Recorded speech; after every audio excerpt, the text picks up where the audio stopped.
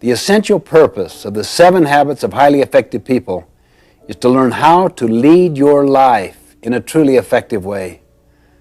To describe what the 7 Habits material is, let me share with you what it is not. It is not a quick fix program. It is not a program of the month. It is a process of personal and interpersonal growth and development that will require not only your continuing best efforts, but also your patience. As we all know, real growth and development cannot take place overnight. You must pay the price over an extended period of time to reap the benefits of these habits. Implementing the 7 habits will be an upward personal climb, like a journey up a steep mountain. It won't be easy. It will be a challenge. As you ascend the mountain, so to speak, with this 7 habits material, you'll become acutely aware of the loose gravel, the loose rocks in your life. You may slip occasionally, maybe even fall back a time or two. You will feel the gravity pull of old habits working against you. But I'll assure you, as you continue in your climb and endure in your efforts, you will begin to feel a level of exhilaration and of attaining entirely new heights in your life, higher and higher levels of effectiveness. By applying this effort, you can expect to increase your capacity to achieve your personal and professional goals and to develop better working relationships with your associates and all of your loved ones. In short, you can expect to become more effective. Let me suggest that the best way to get the most out of the 7 habits is to be very open-minded, to be open to self-discovery. Participate, really get involved. Look for ways to apply and to implement these habits in your life. You see, our habits form our character. You may have heard the quote, "Sow a thought, reap an action. Sow an action, reap a habit. Sow a habit, reap a character. Sow a character, reap a destiny." For our purposes, we will define a habit as the intersection of knowledge, skill, and desire. You see, knowledge is the theoretical component. That is the what to do and the why to do it. Skill is the practical side of how to do it. And desire is the motivation side, the want to do it. In order to make something a habit in our lives, we literally must have all 3 components. Habits are powerful factors in our lives. They constantly express our character. They determine the level of our effectiveness or our ineffectiveness. In the words of an English poet, we first make our habits, then our habits make us. The 7 habits are simply common sense organized. But remember, what is common sense is not always common practice. So I encourage you to make the investment, put forth the time and effort. Focus on the kinds of changes you can make consistently and over time to develop these habits.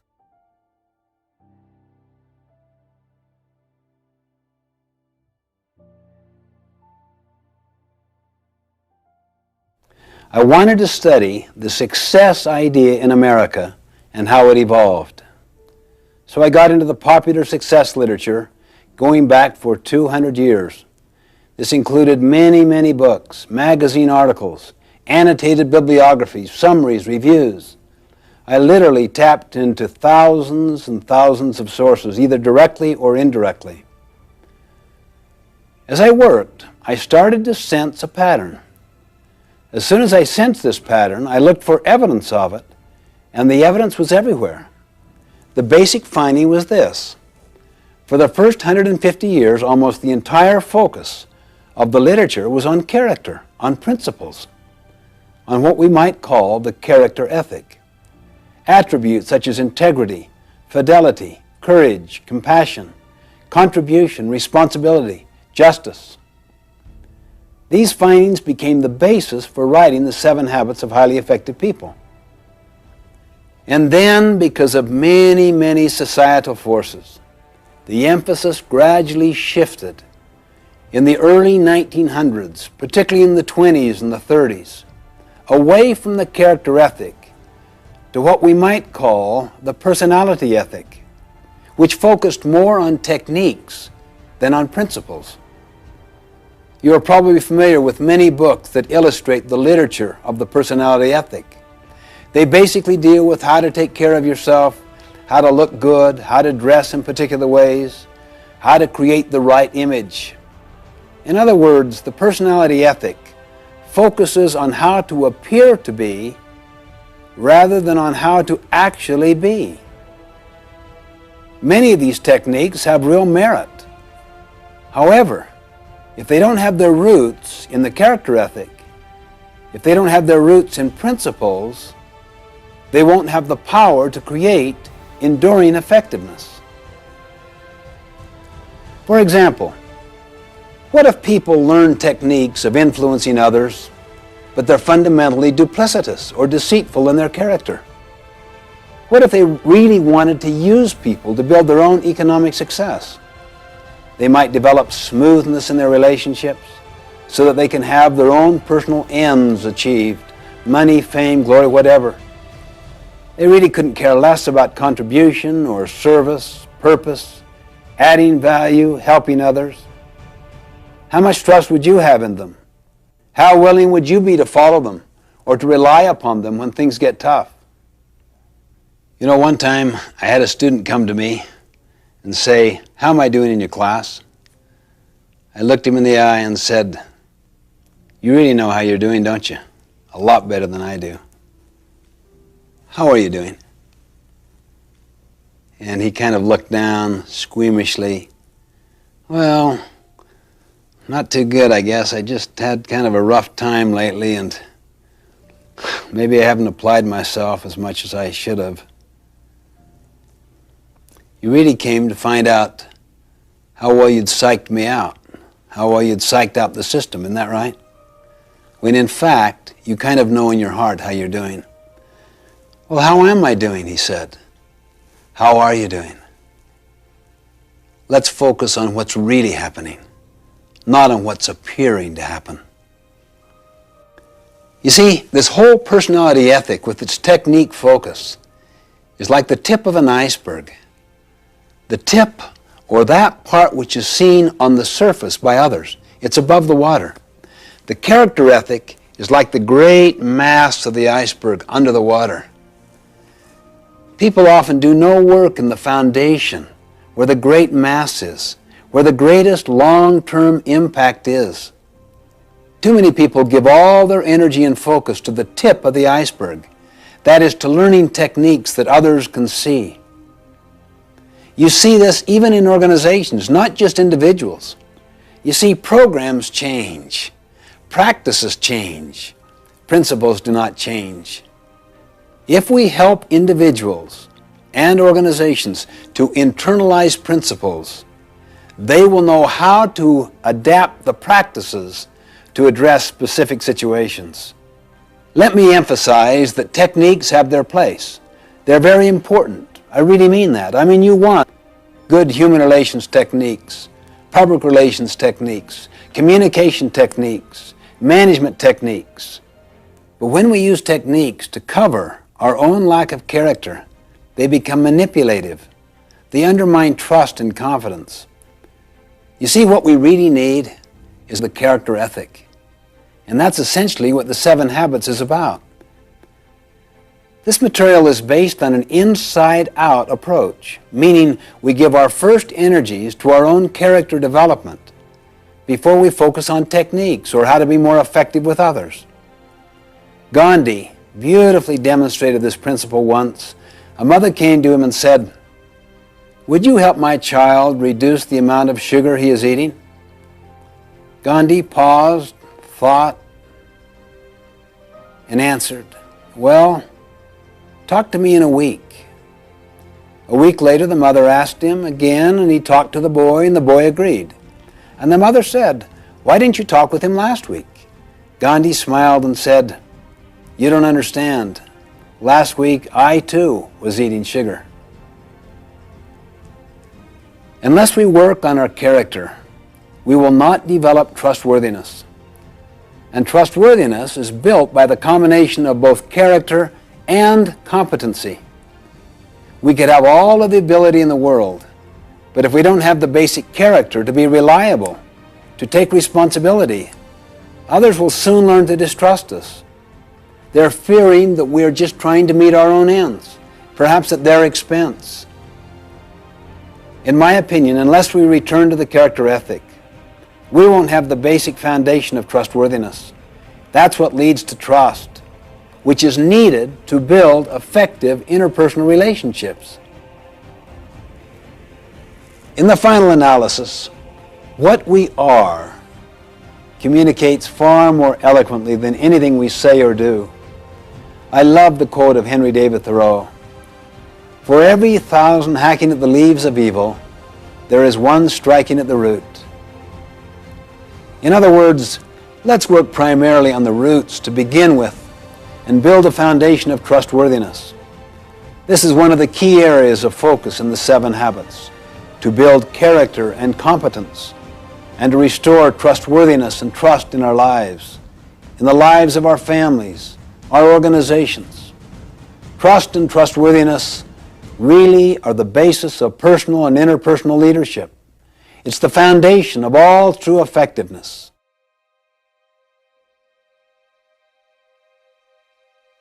I would like to stand back and look at the basic structure, the basic framework of the 7 Habits as a whole. You see, they're organized in a particular way for a reason. They're all interrelated. In fact, the relationships and the sequence among the habits are the key to their overall power. To help us visualize the sequential and progressive nature of the 7 Habits, I'd like to use a simple diagram I call the maturity continuum. Maturity refers to a process leading to growth and development, and continuum refers to the continuous, incremental nature of growth and progression.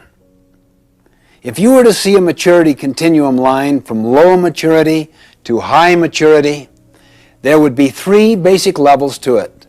The first level is dependence. The second level is independence. And the third and the highest level is interdependence. Let me define these 3 terms very briefly. Dependence basically means you need others to get what you want. You see, all of us began life as an infant, dependent on others for nurturing and sustenance. I may be intellectually dependent on other people's thinking. I may be emotionally dependent on other people's affirmation and validation of me. Dependence is the attitude of you. You take care of me. You come through for me. Or you don't come through. I blame you for the results. Independence basically means you are pretty much free from the external influence, the control, and the support of others. You think, you act for yourself. You're validated from within. You're inner-directed. You're self-reliant. You get what you want through your own effort. Like dependence, it is possible to be independent in various areas, physically, financially, intellectually, emotionally, while not being independent in other areas. Independence is the attitude of I.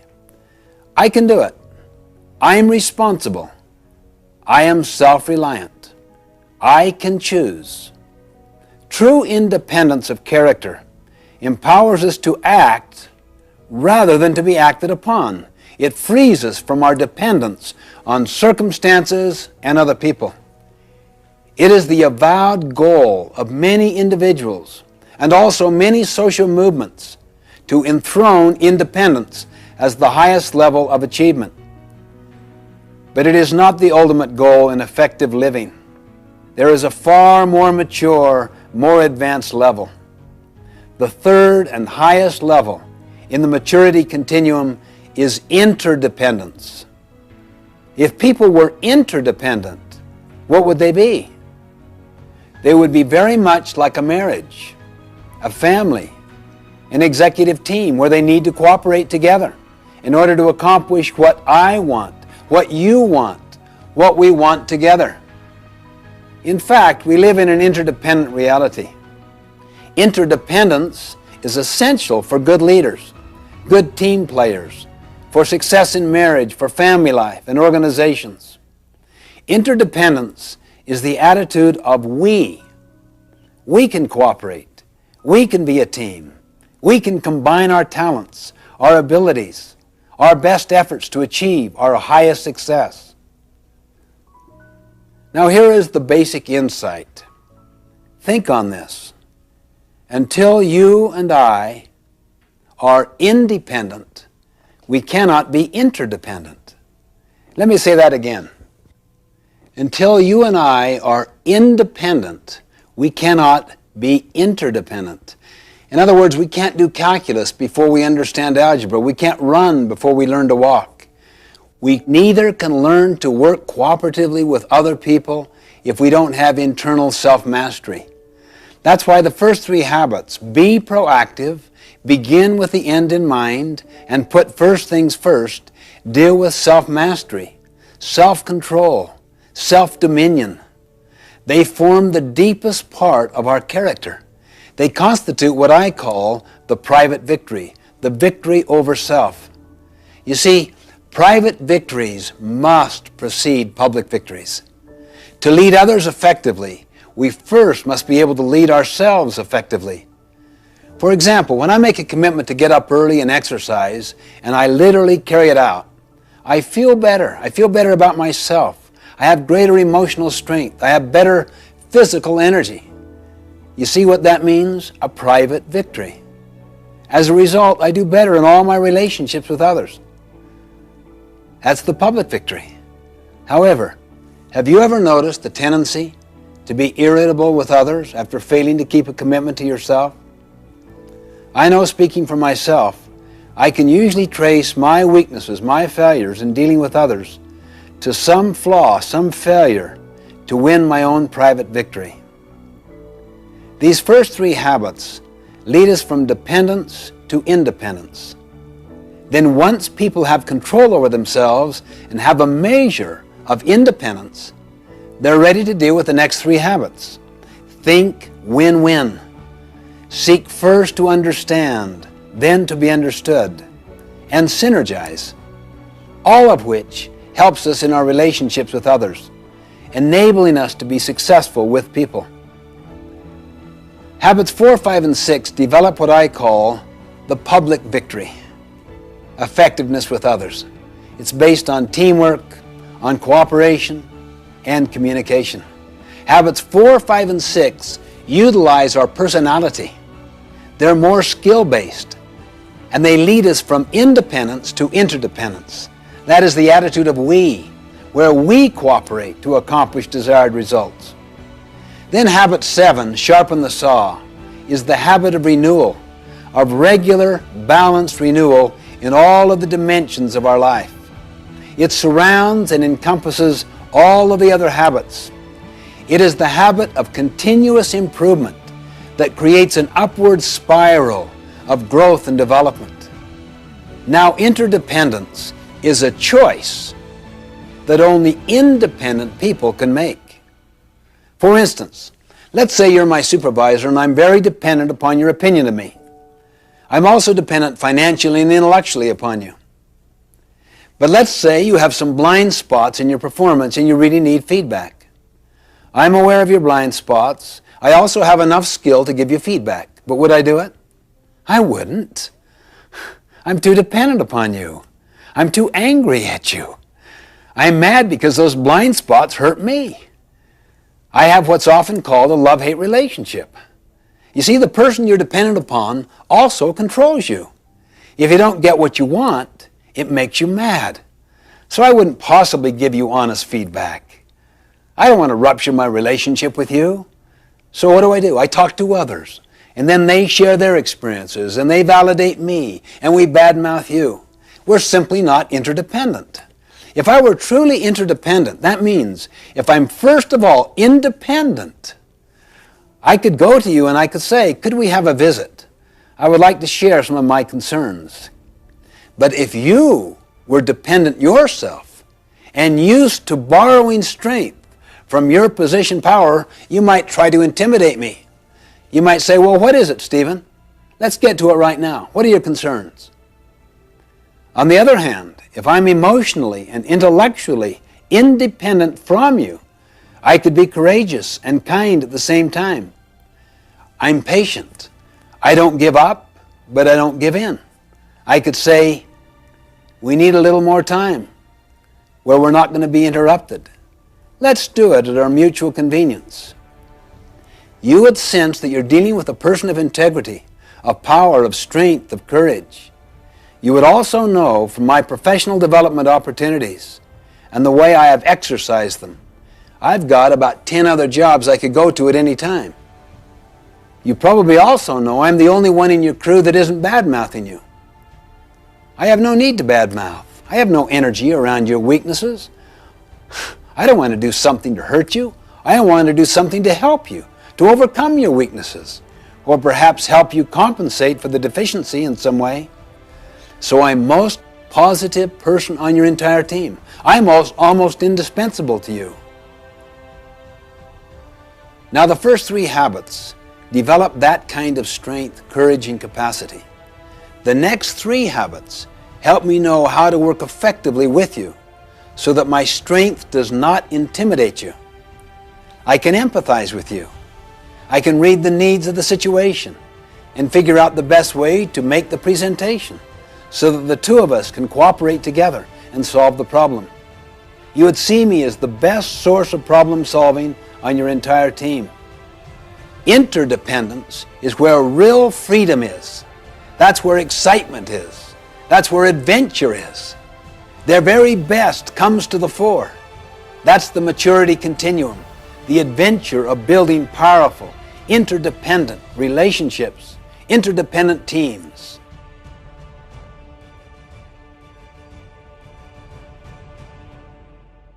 A brief overview of each of the habits. It's like getting a kind of airplane view of the whole mountain range before we go down to explore the detail. Habit 1, be proactive, basically means that your life is a product of your values, not your feelings. That your life, or the organization's life, is a product of your decisions, not your conditions. The opposite of being proactive is to be reactive, which basically means that your life is a function of your feelings, your moods, your impulses, other people's treatment. The underlying principle of habit 1, be proactive, is to take responsibility. The concept is you and I have the capacity to choose our response. Habit 2, begin with the end in mind, basically means that all things are created twice, and habit 2 is the first creation. Habit 2, begin with the end in mind, means that you get a mental image, a picture of where you want to end up in this meeting, in this relationship, this year, in your life. To a company, it is the vision it has of its future. It is the creation of that vision. Habit 2 is based on the principle of vision, of purpose, of meaning, of mission. Habit 3, to put first things first, is the second creation. To put first things first means you decided what the first things were in habit 2. Now you have the discipline and the commitment to keep them first. The opposite of putting first things first is to put second or third or fourth things first. That's why many people really deeply value their family relationships, their health, their personal integrity. But they get caught up in the powerful social value systems, timetables, and agendas of their culture. Never question it. so that the first creation has already been done for them, done to them in the form of programs, scripts that they never question. Then they get on this ladder of success and they arrive at the top rung, only then to realize the ladder is leaning against the wrong wall. They come to realize that no one on their deathbed ever wished they'd spent more time at the office. As Goethe put it, things which matter most must never be at the mercy of things which matter least. Habit 4, think win-win, is the habit of mutual benefit. The underlying paradigm or principle is abundance. There is plenty out there and to spare. So you don't have to be threatened by the strengths of other people. You can nurture competency around you higher than your own. It doesn't threaten you.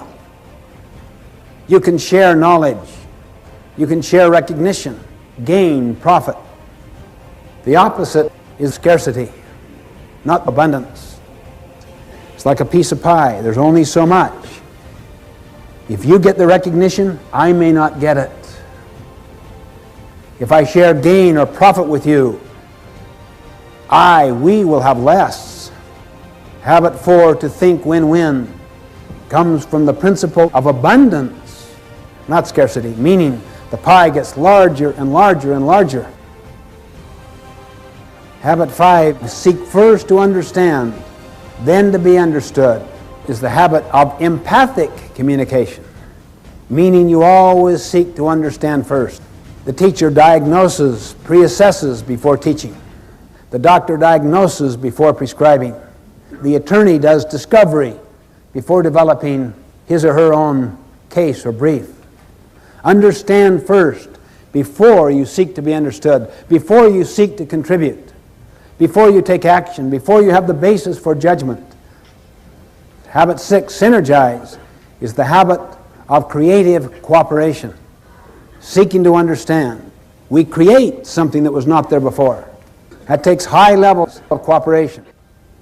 The principle behind habit 6 is the principle that 1 plus 1 can equal 3, 4, 10, 20, 1,000. It's the principle of putting two boards together that are stronger in total than adding the sum of the boards separate. It's the principle of valuing differences, not tolerating differences, not accepting differences, celebrating differences. Habit 7 is called sharpen the saw. It is the principle of renewal, the principle of continuous learning, continuous improvement, getting better constantly. It's based on the principle that we have the capability of charging our own battery.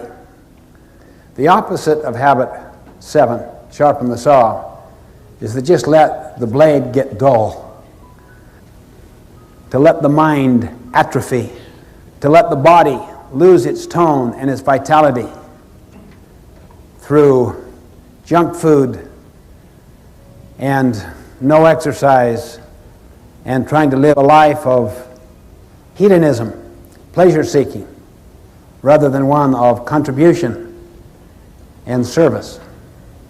It renews each of the other 6 habits.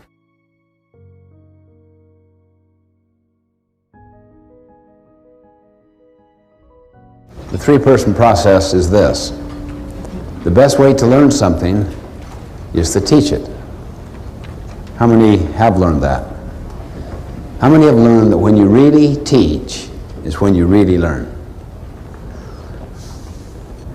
In 5 minutes, you will be teaching what I'm teaching you in the next 5 minutes. See yourself now as a teacher. I'm going to briefly describe the 3-person process and the 4 benefits that come from the 3-person process. Now, notice your behavior right now. See, you don't see yourself as a kind of passive learner. You see yourself as an active teacher.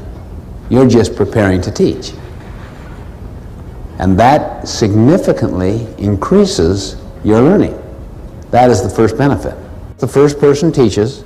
The second person first captures, understands, then evaluates to see if it makes sense, thinks about application, and then teaches the third person. Then that person teaches another person. This way you can take material and cascade it through an entire organization. Second benefit. When you teach, you significantly increase the likelihood of application. For instance, if you're teaching people to be better listeners, isn't it probable that you'll try to be a better listener yourself? See, the real most foundational learning comes from doing. Teaching may give you more intellectual understanding, but the internalization of the ideas comes in the application of those ideas. That's even a higher level of learning. Third benefit. When you teach, you significantly improve communication. Notice the three-person process there. Why do you think communication would be significantly improved? Notice the first person teaches, and what does the second person do? First captures or understands before evaluating. What is the number one obstacle in the field of communication? People do not listen. They do not capture accurately. They evaluate while they're listening. But if people are trained to capture accurately, completely, before they judge, you can listen for purpose, main points, how each point is proven or validated, how each point is illustrated or applied, and value. The fourth benefit. When these things happen I'm talking about, it is very bonding to the relationship. The relationship gets steeper and stronger. Why? There's so much authenticity. There's so much sincerity. There is so much empathy and creativity being manifested in the communication processes. When you do this with your children, you will learn better. The next time you send somebody to a convention, to some training activity, to some association meeting, before they go, what do you say to them? When you return, you will have the privilege of distilling the essence of what you learned to the assembled staff for half an hour. You'll find they'll attend the meeting sober. They'll take notes. From the moment you give that assignment, they will be in Sweat City. Seriously, they'll go to work. All 8 cylinders will go to work. It's the single most powerful thing I have ever learned in the field of education. Use the three-person process and you will double, quadruple the impact. And you will see those 4 benefits happen. It's the essence of the process that we use, the three-person process.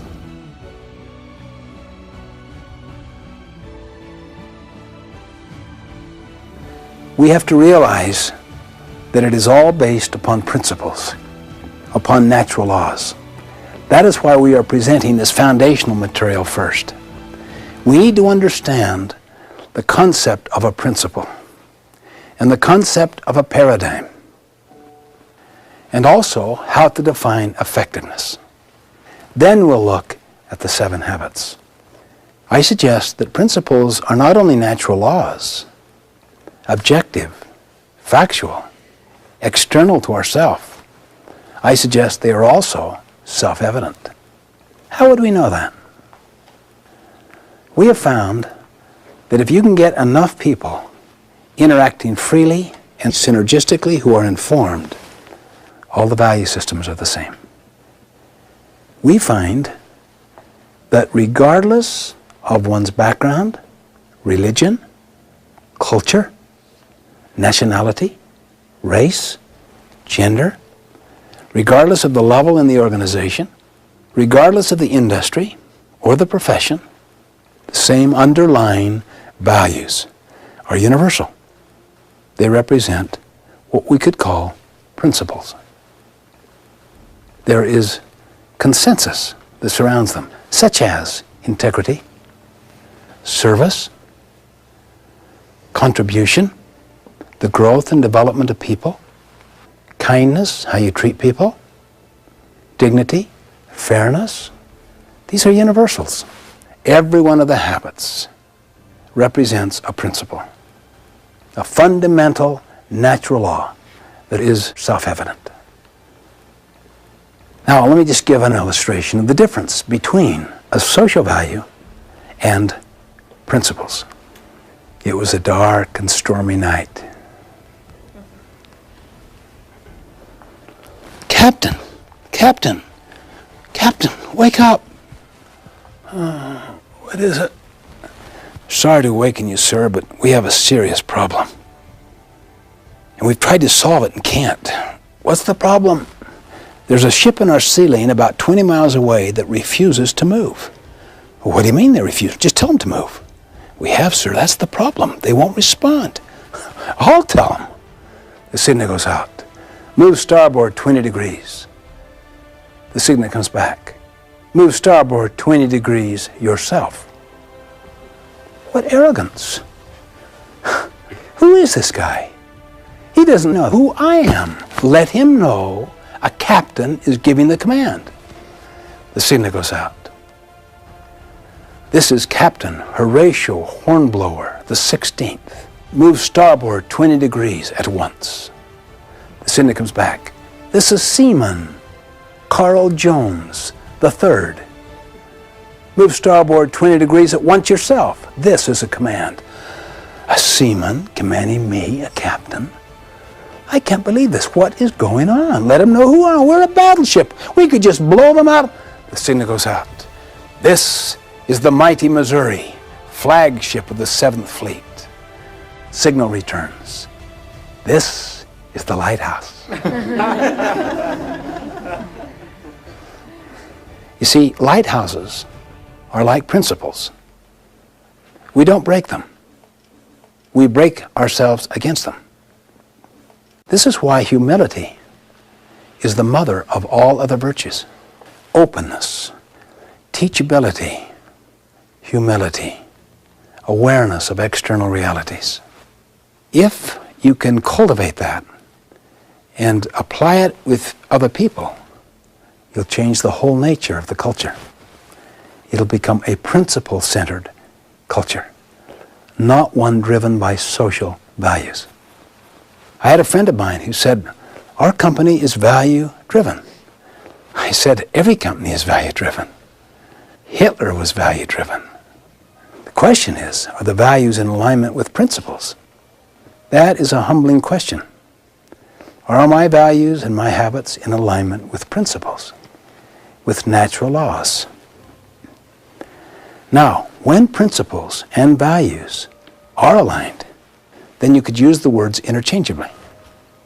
You could call it values or principles. It would make no difference. So you don't want to get hung up semantically on the difference. But if they are not aligned, then it's better to see what the principle is and what the established value is, and then work here to align it.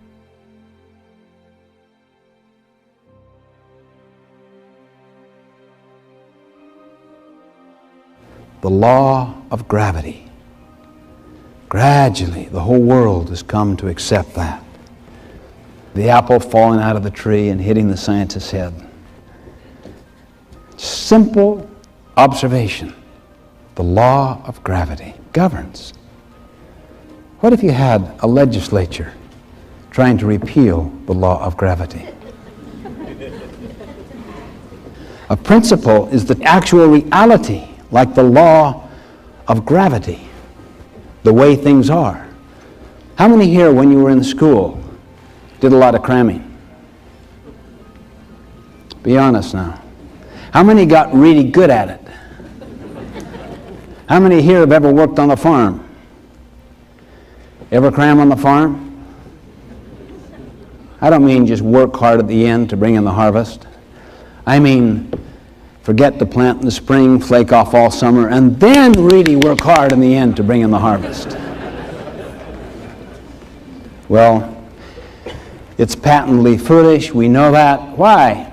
Because a farm is a natural system and is governed by what? Principles or social values? Principles. What about the development of our mind? What would you say? Social values or principles? The development of the mind, not the getting of a degree. You can't fake it. The development of the mind is based on principles, the law of the harvest, not on social values, however popular. What about the body? What would you say? Social values or principles? Our health, physical, mental, spiritual, emotional, is governed by the law of the harvest, by principles, not by social values.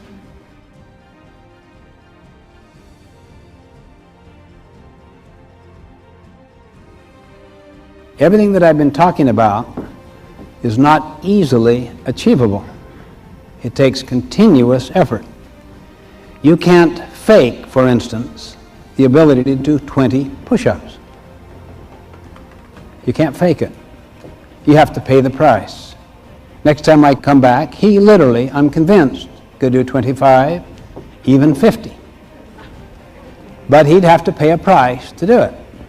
It stirs up an awareness that we're dealing with realities out there, particularly principles that ultimately will govern. We are not in control. See, the traditional concept is get in control. We are not in control. Principles control. We control our actions, but the consequences that flow from those actions are controlled by principles. As Abraham Lincoln once put it, people will pass away, but principles never will. They endure. This is why we believe so much in the Eastern statement. Give a man a fish, you feed him for the day. Teach him how to fish, you feed him for a lifetime. See, even though you may teach someone a practice, always try to teach the principle which underlies it, because the situation may change and the practice no longer applies. But the principle will be constant. Principles are universal natural laws, self-evident, self-validating. They govern. Ultimately, values don't govern. Principles ultimately govern.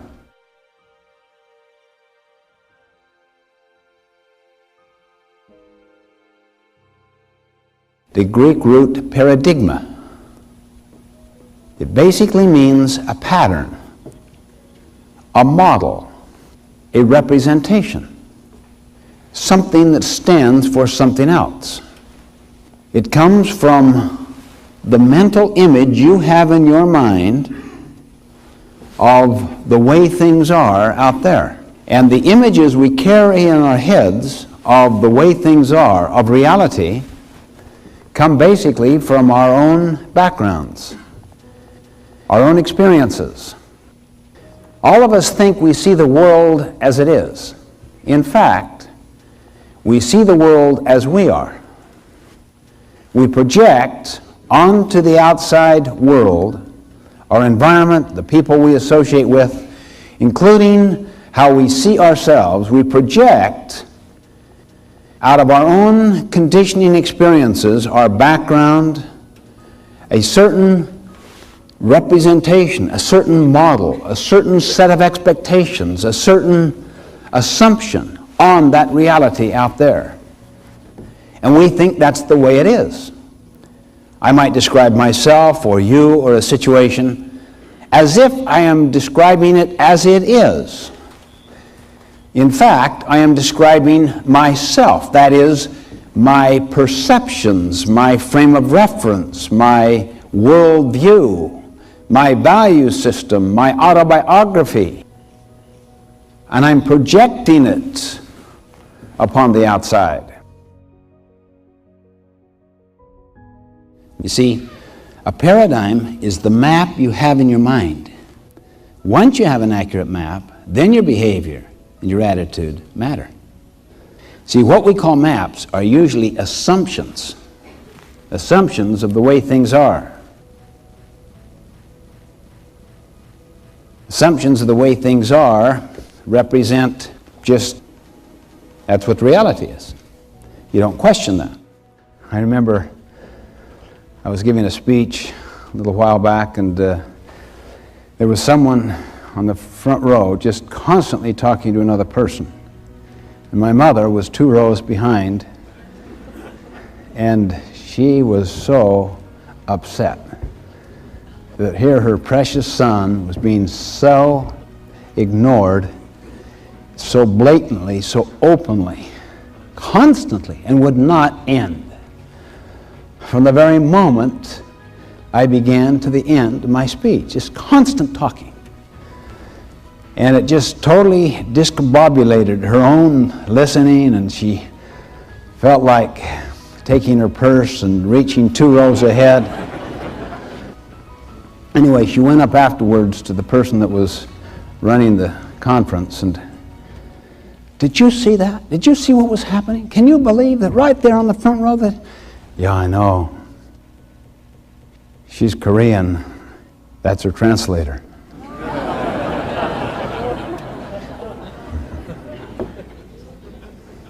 I was on a subway, very, very large metropolitan city.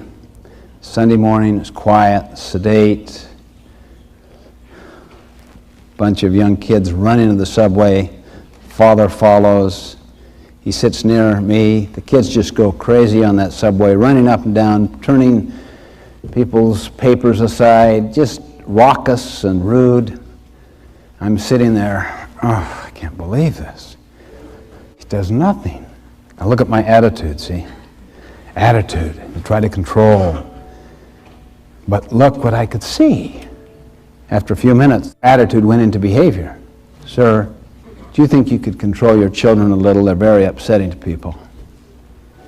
Oh, yeah. He lifted his head as if to come to an awareness of what was happening. Yeah. I don't know. I just guess I should. We just left the hospital.